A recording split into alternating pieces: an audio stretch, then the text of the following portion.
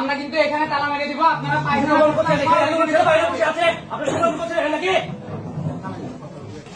সাংবাদিক যারা আছেন এটা যদি এখনই বন্ধ না করেন আপনাদের সহ আমরা তালা মেরে দিব। কিন্তু আমরা কিন্তু এখানে তালা মেরে দিব। আপনারা